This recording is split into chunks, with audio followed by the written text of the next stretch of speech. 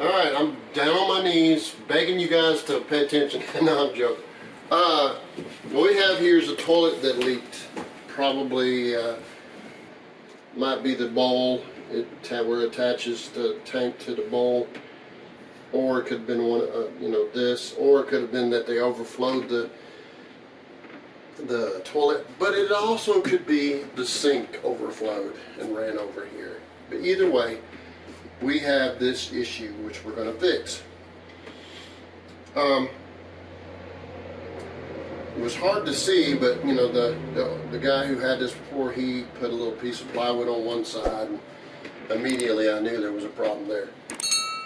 But what I do is use a hammer a lot to get to the wood, and the reason is, through the years, using a Sawzall, I would cut into somebody running electrical or plumbing really close to where I was cutting the plywood, or in this case particle board.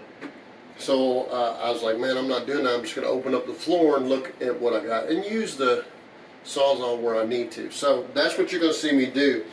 Now I have a floor joist right here, I can tell, although it's not 100%, it's right there, and that's something that registers in my head. There'll be a floor joist there, and it feels like there's one right here. That's a pretty good span. We'll see in just a minute.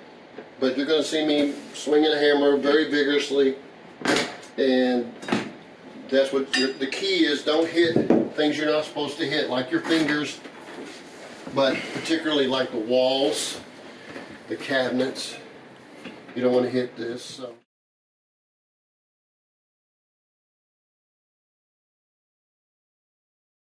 Now there is a little bit of stain over here, but this area is very, very strong. It's not deteriorated, so it didn't get as much water on it. So our floor joist, if you notice,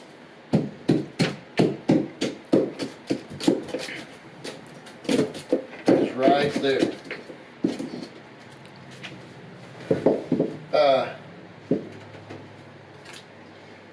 So I have two choices when it comes to that floor joist. I can cut the particle board back to about halfway, which is 3/4, say an 1.5 inches, 1 5/8 floor joist width. Just move over 3/4 of an inch and then cut up and pop a line once I find both sides of it, or I can put a board right beside it. So those are the choices I have. But let's see what we got to deal with over here. Remember I was saying I felt like there would probably be a floor joist in here?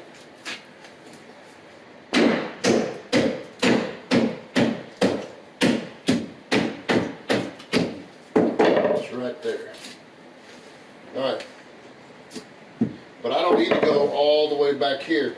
And everybody goes, oh, that's black, that must be black mold. I'm going to say this like I have many times before. Black mold is bad if you're allergic to black mold. Just like if you're allergic to bees, and I'm saying that you get stung by bees, you swell up. If you're allergic to bees, you get stung, you die, or possibly die. Black mold is bad if you're allergic to it. So I did a video, you can go back and look at it, where there was some black mold behind the trim, and I wiped it on my tongue. I would do that here, but this is toilet water, and I don't really, it just doesn't set well with me. So you don't die unless you're allergic to it. Now you're going to have tons of people argue, but I've been around this for a long time, not ever using a mask, get it all over me, you know, it's on my hands.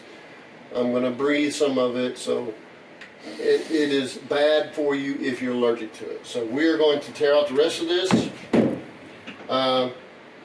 We'll get back with you in a minute. We'll have it all tore out, and it shouldn't take very long.